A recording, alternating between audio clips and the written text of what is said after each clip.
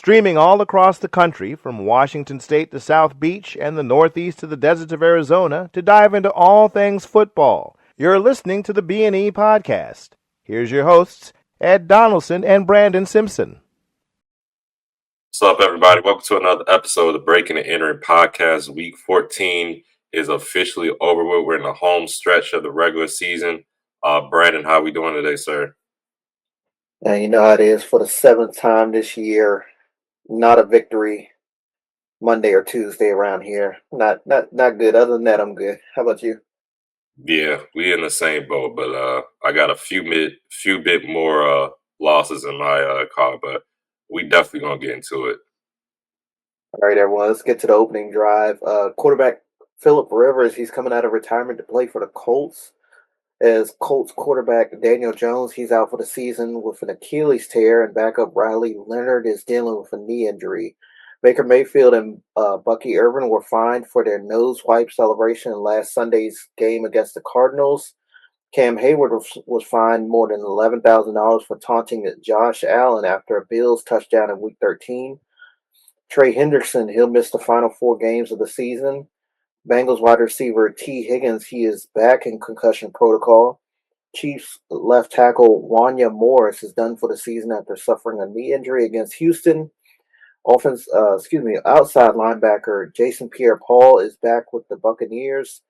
Mike Tomlin says he doesn't anticipate DK Metcalf missing Monday's game against the Dolphins after staying in Baltimore at a hospital Sunday night. And former defensive back Quentin Jammer says he played at least 8 games in 2011 completely drunk. Any thoughts on opening drive? Yeah, I saw that tweet from the former defensive back on Twitter the other day. I was like, damn, I guess the statute of limitations is up with now. But I was like trying to remember who he was and like if I could remember any like crazy plays and stuff for him, but I couldn't off the top of my head. But yeah, I wouldn't be surprised if a lot more players do that. I know, a lot of people smoke weed before the games and be high and stuff like that. I wouldn't be surprised too if people are drunk. I mean, there's a bunch of functioning alcoholics out in the world, so it was kind of like an eye opener or raised my eyebrows, but I wasn't too surprised when I heard him say it. Yeah, I wasn't surprised at all. Quentin Jammer was one of my favorite corners back in the day. I think he wore number 23 for the Chargers. Kind of small, slender type. Remind you of Pat Surtain Jr. The second. Well, Pat Surtain probably the son now reminds me of him. And they both played out in the AFC West. Yeah, and then this Phillip Rivers situation, man. 44 years old. I sent you the video of the Monday Night Football crew reacting to it. Scott Van Pelt looked like he was about to completely lose it in laughter on air. Marcus Spears had his head back, and and Troy Aikman was just kind of dumbfounded by it. So we'll see how it goes. I think they got some pretty good defenses coming up. So the Colts honestly better hope that he can't go in there unless he's more mobile than what we expect him to be at the age of 44. Yeah. All right. Titans-Browns, everyone. Shedeur Sanders threw for a career-high 364 yards, but it was the Titans that won by 2 in Cleveland on Sunday. 31-29 was the final score. Yeah, this is a game I thought the Browns should win and fairly easy and fast just because the Titans are one of the worst teams in the league. But turned out that the Titans came in this game and pretty much outplayed them, I want to say, in all 3 phases. I mean, they had a punt block that they recovered. The defense was able to get turnovers. And Tony Pollard for the Tennessee offense pretty much had his best game. You could say in his career. I think he had a career high or a career long run in that game for a touchdown. And Cam Ward, he's been struggling this year, but you see flashes every now and then. He had a couple of throws in this game I thought were pretty good, and you can kind of see if they can, build around him, he could definitely be a starter in this league for a long while. And then to the Browns, like you mentioned with the stats of Shedeur Sanders, he pretty much had his best game as a pro, too. He did enough to win the game. He did have an interception, but that wasn't the reason they lost the game. There was a catch he threw to the running back, Sampson, that got fumbled. He fumbled the ball, and the Titans were able to recover that. And those two turnovers did not help the Browns in their way when they lost this game too. And then it was kind of fun to see Tennessee players going back and forth with Shador. Shador's got his patented celebration with the showing a wristwatch type celebration right there. Your boy Jeffrey Simmons, I think they got a fumble recovery something, or it was a sack or something, but they also did that celebration too to Shador Sanders. And I think the next time Shador Sanders scored, I think it was either to David Njoku or Harold Fanning, who had a hell of a day, the rookie tight end for the Browns himself. Shador made it sure he was able to go find Jeffrey Simmons and flash the celebration back into the ran off real quick because you don't want no problems with that big fella. But this was a fun game. But all in all, I'm just wondering what the Browns are going to do quarterback wise, because I have no problems with Dylan Gabriel. I have no problems with Shador Sanders, but it just neither of these guys got a fair shake to me as far as preparation. And this season, I mean, typically a rookie quarterback is going to get the whole season to play. I know Dylan Gabriel basically lost his job because he got injured. Otherwise, I think he'd still be out there. And then as far as Shador Sanders, I mean, we see these 2-point play conversions. Honestly, that was going to be my bonehead play of the week, where they decided not to give him or do that wildcat formation where unfortunately Quinshon Judkins fumbled the ball at the end of the game. It's just the development of these guys just is crazy. Then you got the shadow in the back, Deshaun Watson. He's back in practice now, and it sounds like they are probably going to keep him for next year. So it's like, what are they going to do? They're going to stink enough to have a high draft pick. I won't be surprised if they draft another quarterback, and then you got to deal with this whole thing again in the offseason. So I'm wondering just what the Browns are going to do, if Kevin Stefanski's going to keep his job, because he's taking a lot of heat for that 2-point conversion. But it was cool to see the two quarterbacks, because they're friends, compete against each other. You could definitely tell they both came ready to play this game. Both of them played pretty well, in my opinion. I thought Shador did enough to win, but the Browns defense kind of shocked me. I didn't think the Titans were going to be able to do that. But those turnovers, especially that fumble from the running back that Shador gave the ball to Sampson, definitely are huge impacts in this game. So good win for the Titans. And I forgot to mention Myles Garrett's one sack closer. He didn't get the record, sorry, Brandon, but he is one sack closer to breaking that record. But what are your thoughts on this game, man? Yeah, just a side note, the Browns have 2 first-round draft picks because they got the one from Jacksonville for the Travis Hunter trade. So not only do they have their own heading into next April, but they also have the Jaguars. There'll probably be a later one. It looks like Jacksonville is going to finish with a pretty decent record, if not a divisional win down there. As far as the quarterback go, I'm pretty sure. I'm not sure what the quarterback draft class is looking like. I hadn't paid attention to that. Like the names and the stature and I guess you could say the height behind them. But I'm pretty sure they're going to take a quarterback with one of those first round picks, and it'll probably be if Stefanski survives, he'll probably be out next year. Just because usually, a rookie quarterback, you end up firing the a high rookie quarterback, you end up firing that coach as well. But to this game, y'all, it got away from me at the end. I remember you texted me saying you wanted to talk about it. Last I remember, the Titans were up 28-17 at that point. And then when you texted me, well, that was the last score I remember. When you texted me, Cleveland had a chance to win it with that 2-point conversion, because our game was pretty tight at that point as well. So I was pretty much paying attention to that.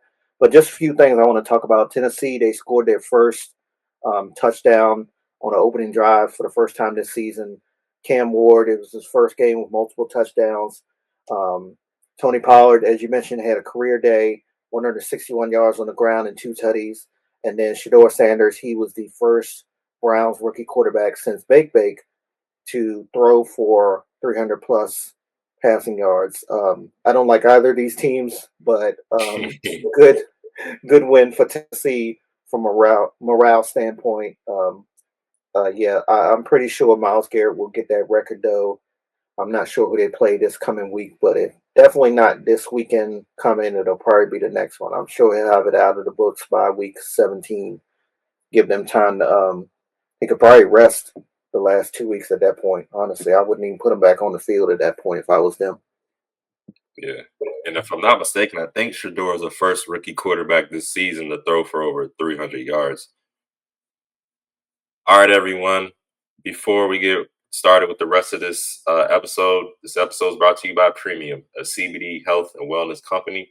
Check out their line of CBD-infused products, which are a perfect after-workout refuel for athletes, a pain reliever for weekend warriors, and even a natural sports drink for us armchair quarterbacks. Their featured product is CBD-infused honey, which is a personal favorite of mine, as well as tinctures and mints and natural flavors. They are veteran, women, and minority-owned, so come get some of this sweet hempitation and taste the premium difference. Use code B&E for 15% off your order. Their website is premium.com. And now let's get back to our show. Steelers winning. The Baltimore walked out with a 27-22 win on Sunday. Ravens outrushed the Steelers 217-34. Largest rushing advantage by a losing team since 2022. Catch or no catch? That was the question everybody was talking about after this game, man. I believe it was. Clearly had possession in the end zone, both feet down, possession of the ball. What more else do you need for that to be a catch? When I first saw it live, I was like, oh, good play by Joey Porter Jr. And then kept seeing replays, kept seeing analysis online. Benjamin Watson, former Patriots tight end, was one of the guys I noticed on social media that said something. It was another. Damian Woody was on Get Up on Monday morning, said it was not a catch.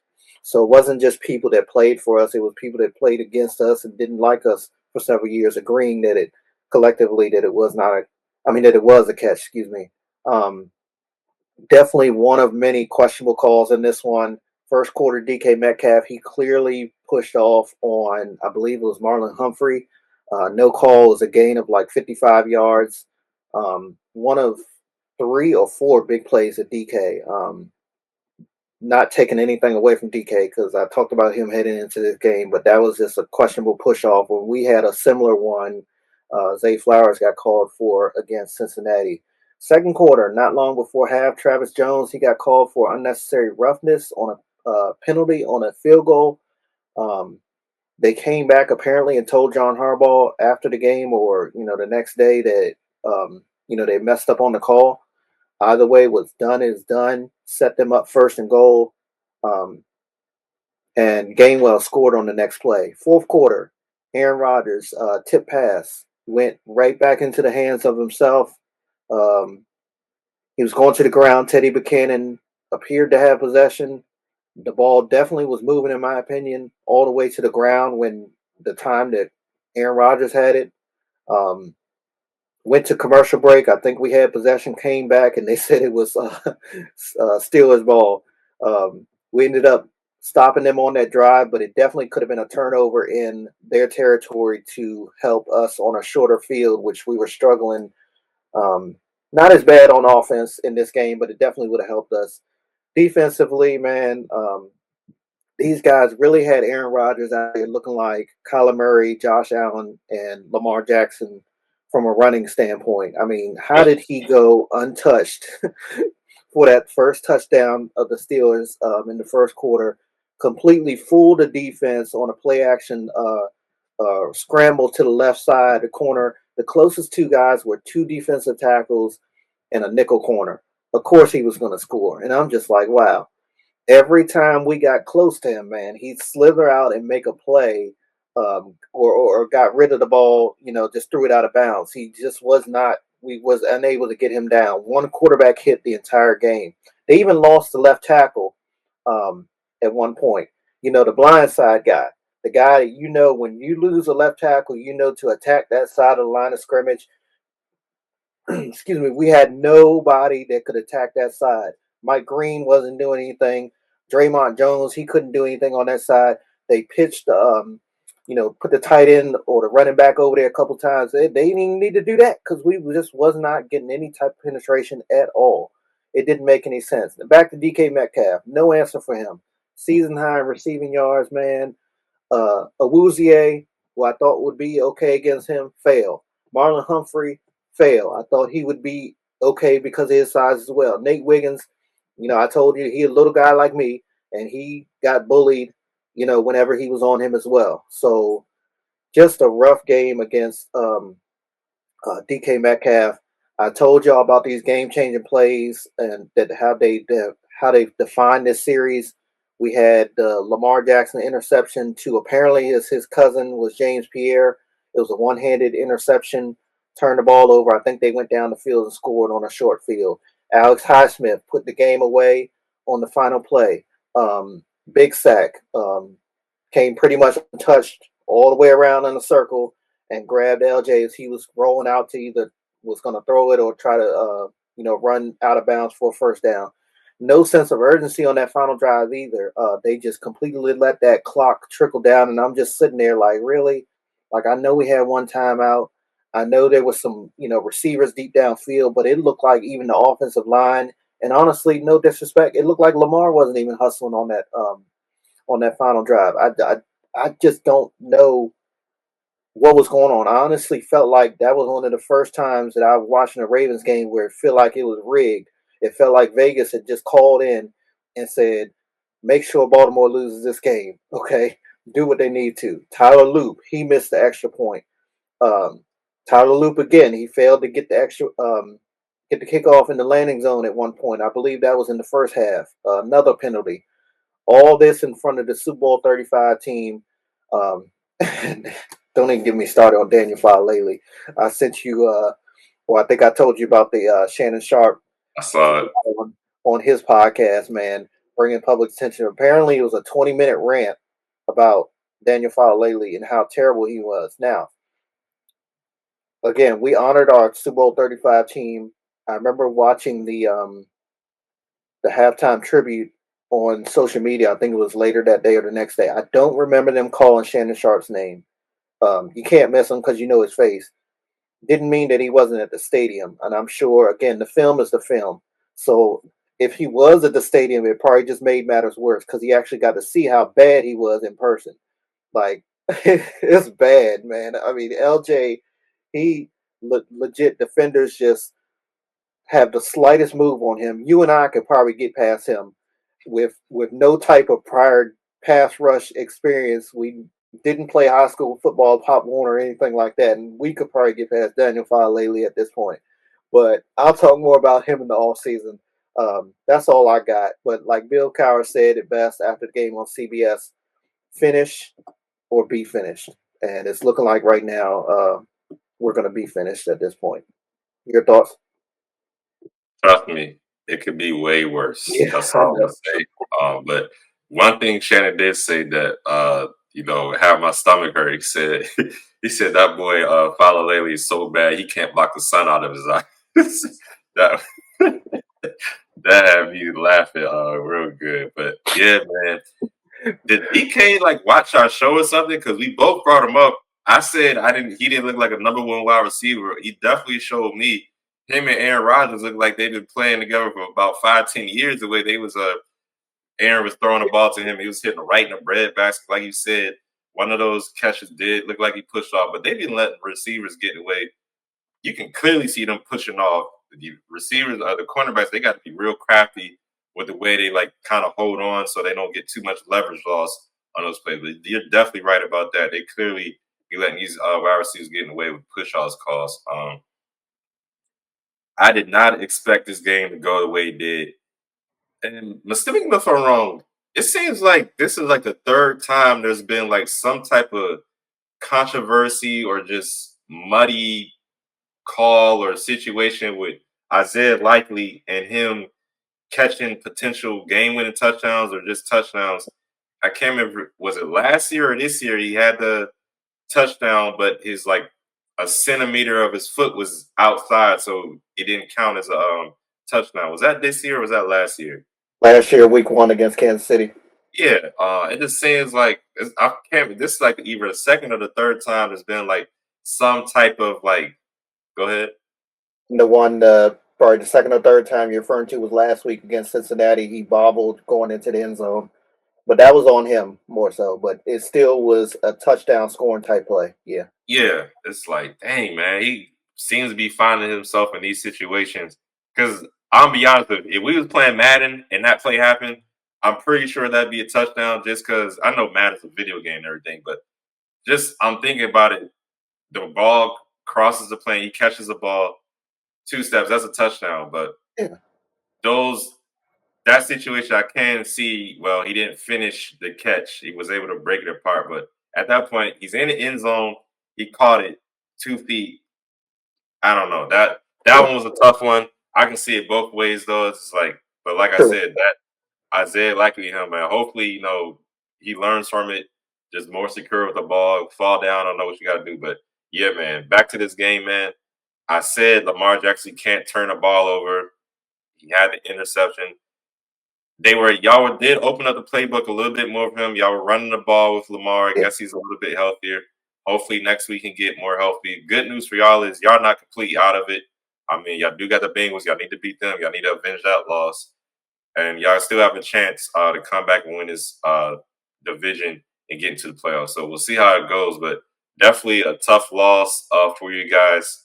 I think the game plan was to stop the run for the Steelers, and it seemed like, well, they didn't have done anything with the passing game because it looked like, oh shit, they got DK Metcalf out here. The tight end you were worried about, he left the game early. I can't remember if it was a concussion, but I know he left the game early. So that wasn't an issue. But y'all had no answer for DK Metcalf. none. And once him and Aaron Rodgers got in chemistry, Aaron Rodgers started doing his thing. He looked like the MVP of the Packers, the way he was throwing the ball, like I said, dropping Exactly. it right in the breadbasket for DK Metcalf. I was like, damn. And I was watching the unrelated. I was watching the Chargers game. Your boy, y'all sure could use that edge rusher Owe. I think he got like 5 sacks on the year because you were talking Yeah, in your analysis about how y'all won't get any pressure. I was like, damn, y'all definitely could have used him last night because on Sunday night, because yeah, I agree with you. Y'all need to figure out that pass rush. That hasn't been a heel in y'all side, bone in y'all side all season. So we'll see how it goes the rest of the way for you guys. But yeah, that's definitely a tough loss. Y'all win those games. But like you said, Steelers week divisional matchups, anything can happen in those type of games for sure. and I'll have so much more on this again at when we do our season recap. But two of the biggest needs right now is the offensive line and the edge rusher. Man, I talked about it going into the season. It was going to come back and haunt us. The Browns got Myles Garrett. The Steelers got T.J. Watt.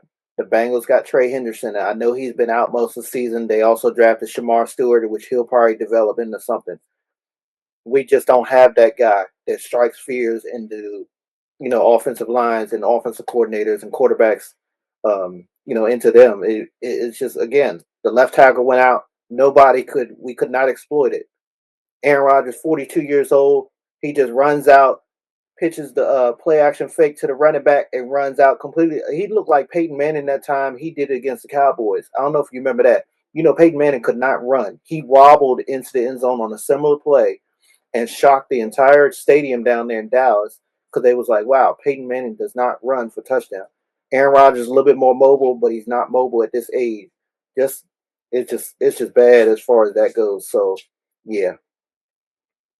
All right, changing gears, everyone. Down by the Bay, the Saints went into Tampa Bay and upset the Bucks 24-20, Ed.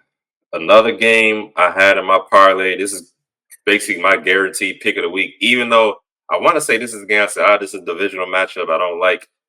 Who in the hell? Be honest with y'all, everybody. Who in the hell would have thought the Saints were going to beat the Bucks without Alvin Kamara? You got the rookie quarterback playing. He hasn't been lighting it up. He hasn't even been playing the whole season. So I'm thinking, yeah, the Bucks got this one. They're getting Chris Godwin back. Bucky Irvin's playing.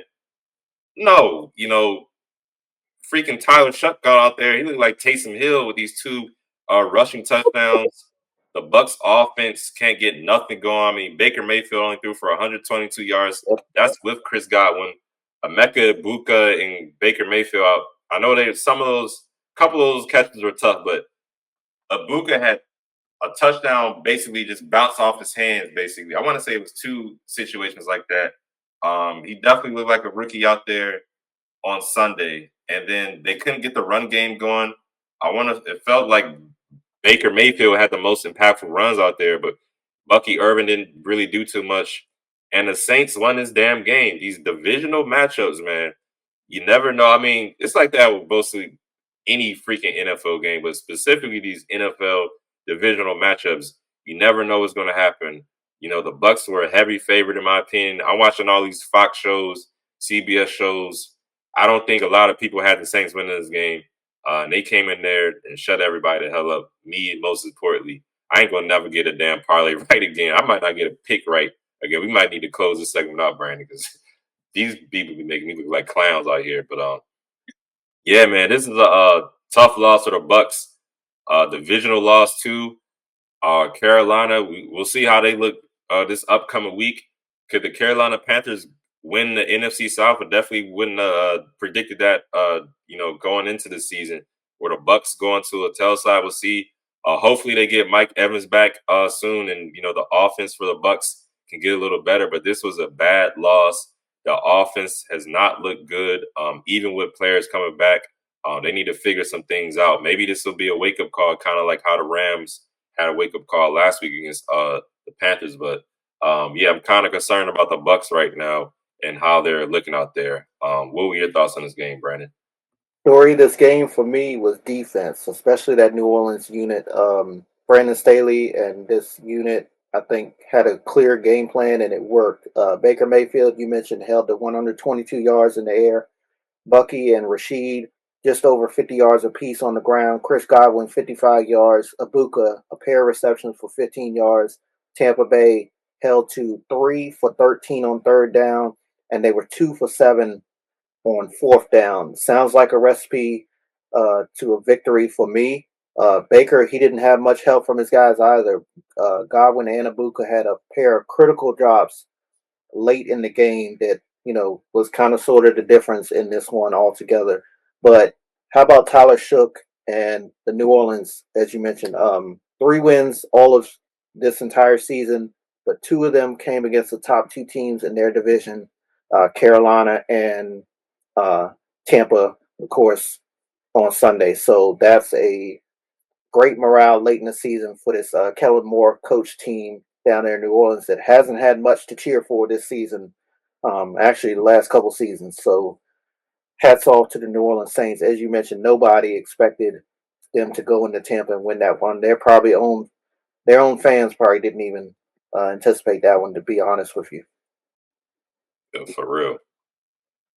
All right, this is a matchup. I'm sure you were happy with the results of this game. The Bills came from behind to beat the Bengals 39-34. Brandon, what were your thoughts on this game?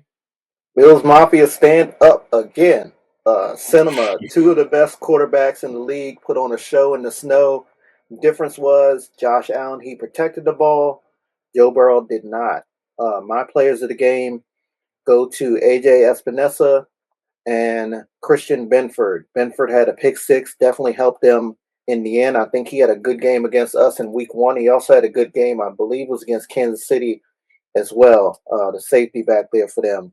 But Josh freaking Allen, man, every time I think about him in a game like this, I think about you and how many times you had him as your offensive player of the week for last year for his multi-touchdown performances. He had 1 on the ground, 3 in the air in this one.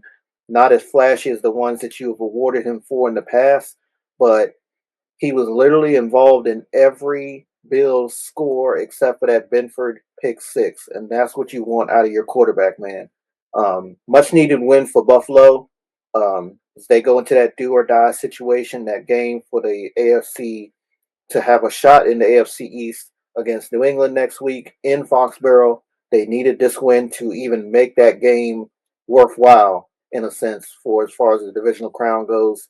And the icing on the cake, though, is Cincinnati is now all but out of a chance of winning the AFC North. So I cannot be more happier with the outcome and the results of this game moving forward. Ed, your thoughts on this game? I think it's not a crime to say that Josh Allen is arguably the best dual threat quarterback that we've ever had in this league. I mean, I was watching this game. I'm thinking to myself, do the Bengals know that he can run the ball? I mean, he had that one run for a touchdown, about 40 Yeah. yards. I think. I'm like, Yes. damn. And they were talking early in this game when the Bengals were up. Oh, the Bengals are one of the worst defenses in the NFL this season, but they're looking great today. And then you had that run. I'm like, yeah. And you see why they're one of the worst defense. I mean, that man, it's like I said before, it's like a garage door open. It was this wide open space, and he ran down the field 40 yards. He had a couple of plays like that. I'm like, yeah, I don't. They look like one of the worst defense right now too. I know Joe Burrow is thinking of himself. The only thing I could probably do right now to help this team out even more is put on a neck brace and go out there and play middle linebacker because I don't know what the hell else I can do to get these clowns to win the game. I know he had 2 interceptions, but one of them was tipped. I mean, it was a good play by the defender, but he go out there and do just about everything besides turning into God for these guys to win the game. He just cannot get it done. He cannot get his team over the hump. I thought they were what, up 10 or something. They were up a good amount, and then it's like the Bills, once they get the momentum going, it's a snowball effect, man. It turns into an avalanche, and they just overwhelm you all areas of the football, defensive, freaking special teams, offenses especially, and it all starts with Josh Allen, man. He gets a play and the team riled up going, and they just overwhelm you and then take you apart, man. And that's exactly what happened. I thought the Bengals were going to upset these guys. In Buffalo, have the fans out there looking sad. Nope. Bills, just talking overall, they've been kind of up and down for me this year too. Like one week they look like the best team in NFL. The next week they go out there and lose to anybody. So I'm wondering going forward, is there going to be more consistency with this team, or how it's going to look if they're going to stay inconsistent? But definitely a good win for them. They got the Patriots next week. I wonder how that one's going to go. But Josh Allen, man, another MVP type performance. And like I said, I think he is the best dual threat. I know we got the Mike Vicks. I know Lamar's out there, but just what he does, man, and he's making like these type of plays, not like the other quarterbacks weren't, but he's making these type of plays in like pressurized clutch type moments often. It's crazy, man. So definitely a good win for the Bills and that Josh Allen. He and that mama, there goes that man territory for real. Well, that comment about Joe Burrow going to play linebacker made me think about high school when you used to talk about the Giants and Tom Coughlin. You said the Giants linebacking core was so banged up that one year. I remember it was in Miss Downs' class. He was like, Tom Coughlin was like, Eli, get in the game. Made me think about that one. Boy, that was a good one. I like that one. Brought back memories. All right, everyone. Big time NFC North matchup we saw on Sunday in the late window. The Packers, they're now in the driver's seat there in the NFC North after taking down the Bears at Lambeau Field. I know you are happy about the outcome of this one. Yeah, I was. I got a bad taste in my mouth watching the Bears play the way we lost some. Packers whooped our ass too, though. So I kind of was hoping this game would end up like a tie or something, but I was happy to see the Bears lose the way they lost. We were texting back and forth about this game. This is a pretty good game, man. I want to say we both talked about Christian Watson in our preview show. He's definitely came back and put a surge of like juice, electricity in this Packers offense, man. He's been making big plays ever since he's came back. But like you said, when we were texting and in your analysis of your preview, these wide receivers stepped up for the Packers, man. Wicks, he had a pretty good game. Melton, he had a touchdown, a pretty good catch too. But Watson, man, he's making plays. He's a speedy guy. He's making plays. He's making catches, and he's able to burn guys and run after the catch and score touchdowns. And then Josh Jacobs is getting healthier again. I know he was banged up the last couple of weeks with lower leg injuries, but you see him out there doing his thing. He had that one touchdown towards the later half of the game that really helped out the Packers too. But I got to give a little shout out to the Bears and Caleb Williams. They definitely, turned their season around, turned his stock up as well, just with the addition of Ben Johnson and how he's got these guys looking out there. Like I've been saying, he hasn't been lighting it up per se, but he is playing better football. He's not making as much bonehead mistakes. He did have an interception out there, but you definitely can see he's a catalyst that makes his offense run. With all that being said, though, it just wasn't enough. That play at the end of the game, it looked like DJ Moore was kind of upset, like he could have got the ball. But I mean, he did look kind of open, DJ Moore, but the tight end in the end zone looked a little bit more open too. I think that play just developed really flat, really fast. Keyshawn Nixon made a great play to jump up and intercept the ball too. So it was like, I think if it was a little bit better throw, possibility that could have been good news for Caleb Williams, but Keyshawn Nixon, I think, just made a better play for the defense side of the ball, and the Packers were able to win this game. Now they're looking pretty good going the rest of this way. I think they're going to win the NFC North, by the way, and I think they have a good chance. We'll see how it goes the rest of the season. I know the Rams right now are number one in the NFC, but I really want to see how this season plays out and if the Packers have a chance to win this division. But definitely a good win for the Packers. And the Bears are still in it, man. The defense, they played all right. They just ran into Jordan Love, who's kind of hot right now. Another multi-touchdown game for him. So definitely want to see how the Bears look the rest of this season. But definitely a really good game as well overall. Brandon, what are your thoughts on this game, though? Defense wins championships. Defense. Ray Lewis said that years ago, and it resonates with me to this day, man. Green Bay understood the assignment when they needed to. Let's look at their first half drives for Chicago.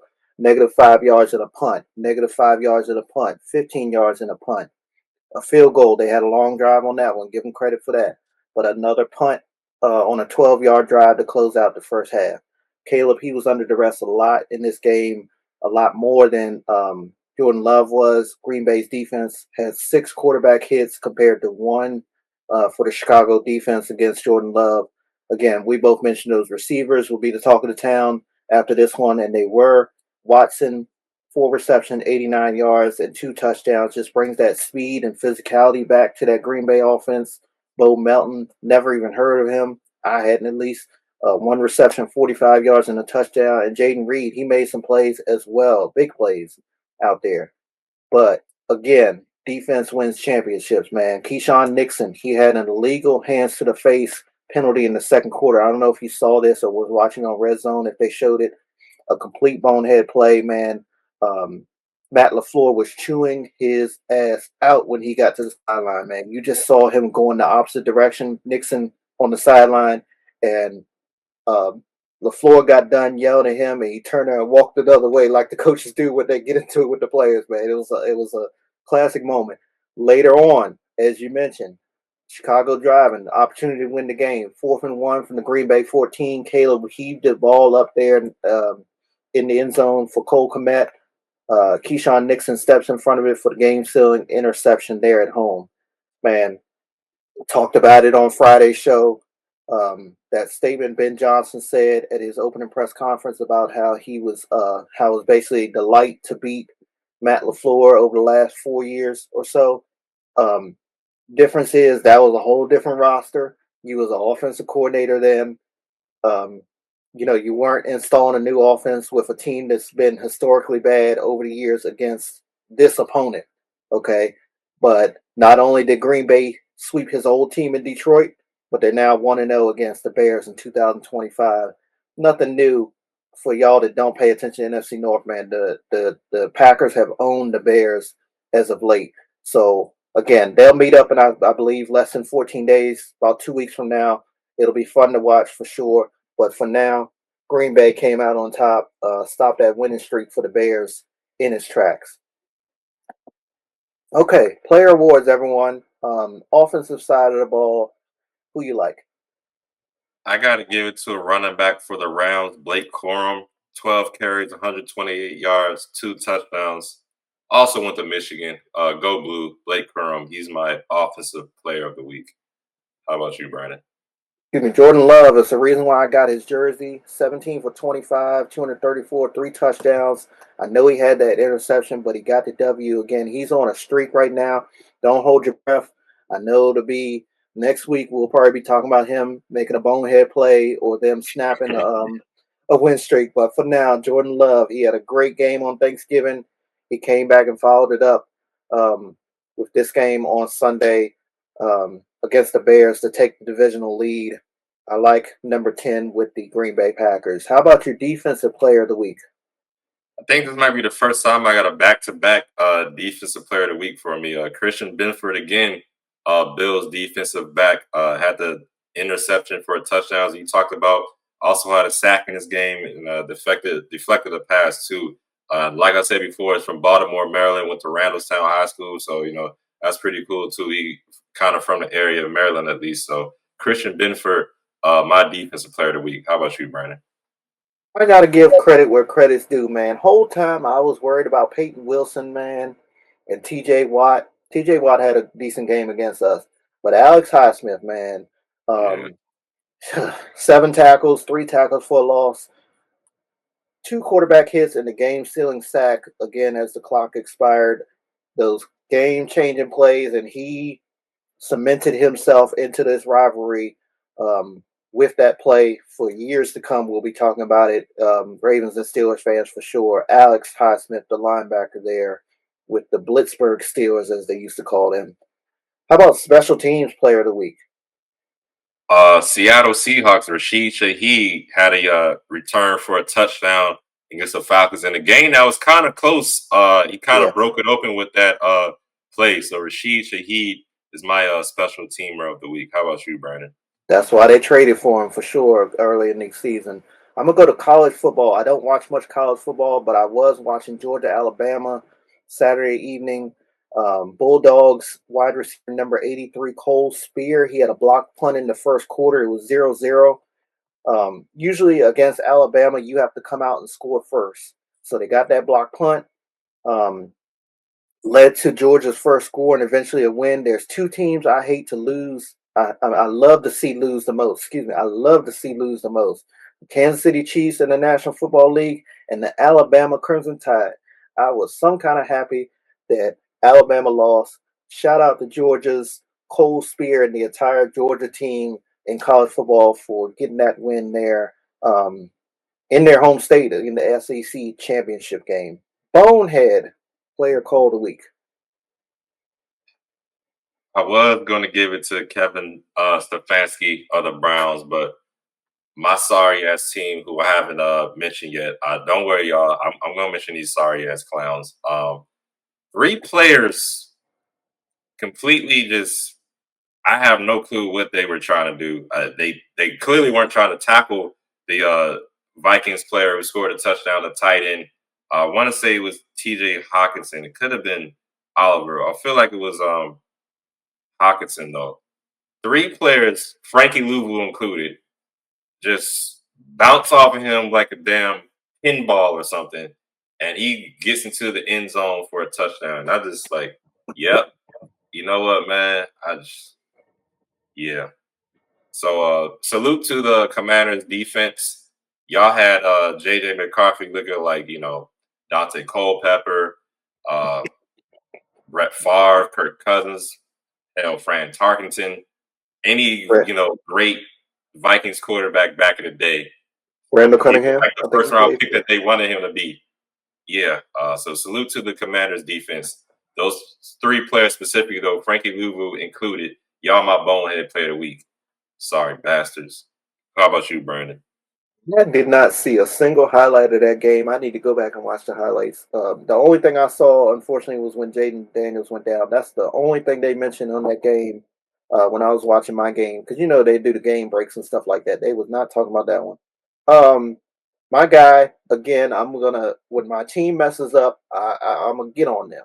So Tyler Loop, he's going to be a great kicker, in my opinion. I think we hit home with this guy. Played out in Arizona, college ball. Drafted him a 6th-round pick, man. But he needs to clean up the little things, man. Nobody is perfect. I understand. But he had another kick on Sunday that failed to hit the landing zone. and he had a mixed extra point. With the extra point, my sister she needed her headlight replaced. So I was going to see if one of my other Jeeps had the same headlight to switch out for a day until she could go get it. And I had the game on my laptop at that point. I didn't wasn't watching. I was like, okay, we just scored. I could run outside real quick. It's just before halftime. They're gonna get the ball back and kneel on it anyway. It was like 10, 14 seconds left. I turn on the damn broadcast on the radio online, and they tell me something. And Loop is wide left, and he missed the extra point. And I'm like, oh my god, that was after the whole uh ball not landing in the landing zone. I'm just like, come on, 33 man, come on, get it together, man. You got. They always say the line is you got one job, but he legit got maybe a couple jobs, and you can't even get that right. Like, come on, get it together. This is not the first time. This is like the fifth time he's done it all season. I've talked about it before. Tyler Loop, bonehead, play of the week. Yeah. It could be worse. Let's get into these other scores of Week 14. Lions took down the Cowboys in Thursday Night Football, 44-30. Seahawks destroyed the the Falcons, 37-9. Vikings blanked the Commanders, 31-0 after being shut out themselves last week. I think that's the first time that's ever happened. Not surprising, the damn Commanders. Dolphins manhandled the Jets, 34-10. Jaguars wore over the Colts 36-19. Rams crushed the Cardinals 45-17. Broncos outlasted the Raiders 24-17. And the Chargers beat the Eagles in overtime last night 22-19. Brandon, what are your thoughts on these other scores from the Week 14s? And that Broncos Raiders game, I know I texted you about it, man. I know the Raiders came back in this game and made it something there at the end. But if Pete Carroll survives this, I'm just saying on there, I'm pulling the race card. Okay, like I texted you, because it don't make no sense. This Raiders team is just probably worse than what they was under Antonio Pierce last year when he got let go. Ain't no damn way. But he gets, all the glory because he won a Super Bowl in Seattle and he chews gum. Okay. Like I said, he gonna keep chewing that gum to the unemployment line or the senior center. No disrespect, Pete Carroll. Jaguars and Colts, man, tough break for Daniel Jones, but this Jaguars team looks good. They've been playing defense all year. They turned the ball over. I think Devin Lloyd had another interception. He is probably number one in linebacker interceptions this year. He probably won't win Defensive Player of the Year, but he should be a candidate for sure. He's definitely a Pro Bowl, All-Pro type candidate as well. First team All-Pro, whatever. And Trevor Lawrence, he looks good when he is on. Good to see Brian Thomas Jr. back out on the field again, making a couple plays as well. This Jaguars team, again, they're now in the driver's seat in the AFC South. But one more thing, Chargers, Eagles, man, I know Eagles fans got to be hot right now. You get completely embarrassed in the run game against the Bears on Black Friday, and then you come back for another primetime game. You lose in overtime. You quarterback threw, 4 interceptions or something like that. You lose in overtime that one against a Chargers team with a banged-up quarterback. You should have, honestly, in my opinion, I picked the Eagles, so I believe they should have won that game, and now they're, I think this is their third straight loss, if I'm not mistaken. So they're, if it wasn't for the teams in the NFC East that are not so good, they'd be looking at losing that division lead. But again, the Cowboys have dropped a few. Commanders are out of it. And the Giants, of course, have been out of it. So they'll probably win it by default. Texans Chiefs, though, man. Fewest points at home under Patrick Mahomes, man, as a starter. I think it's his first career 3-interception game. I believe it was his lowest passer rating as well as a quarterback. But enough with the chumps, man. Let's talk about this Houston team. They started 0-3. They've been 8-2 since. I said it before heading into this game. You want to get recognized in the AFC. You want to get recognized in the AFC West. Well, they're not, I know. But, for the other teams. And you want to get recognized in the National Football League over the last several years, you go in the Arrowhead and you win in prime time. And that's exactly what the Houston Texans did. They should get their flowers. They deserve all the good talk that they're getting. C.J. Stroud is looking good coming back after we thought that the his backup had played pretty well in his absence. Hats off to the Houston Texans. Thank you, thank you, thank you for beating the chumps there at Arrowhead. Ed, your thoughts on these games? Yeah, I think it's the first time going back to that Chargers Eagles game that a player, Jalen Hurts, had 2 turnovers in the same play where he intercepted the ball and then they got the ball back and he fumbled it. I'm not trying to make fun of that or anything. It is, that's the first time that happened that I can think of. He lucky And he wasn't at home. huh? He lucky he wasn't at the link, man. They would have. Oh man, they would Yeah, have got him. yeah, it's a tough one. All right, everybody. I'm a Commanders fan. I try not to, disrespect people, players, anything like that, call them out their name. But honestly, these clowns play like some punk ass, sorry ass bitches. Just a complete dog shit performance. If it wasn't for the economic impact of, people who have jobs, I'd say we shouldn't be playing on television anymore. I'm not going to say this forfeit the games completely because, like I said, economic impact. You got people who work at the stadium, staff members like that. I don't want them to lose any money or anything like that. But if it were up to me, I wouldn't have these clowns on TV anymore. I mean, it's just a damn embarrassment. These clowns, you can basically be a Hall of Famer if you play the Commanders because this isn't the first time, the second time, the third time, the fourth time, hell, the fifth time that we got blown the hell out. I mean, beat like we stole something against another NFL team, and it's at the point where it's like I'm not wearing the jerseys for the rest of the season. Not like it. I mean, not like it matters, but you won't see me in the Commanders jersey for the rest of the season. Go ahead and lose against the Giants, and I got something for y'all. I swear to God, go ahead and lose against the Giants coming up, and y'all gonna see how I look when we do the recap show next week. But yeah, man, I don't know what it is. And as far as Jaden Daniels, I know he got hurt on that play, but in my opinion, he still needs to play.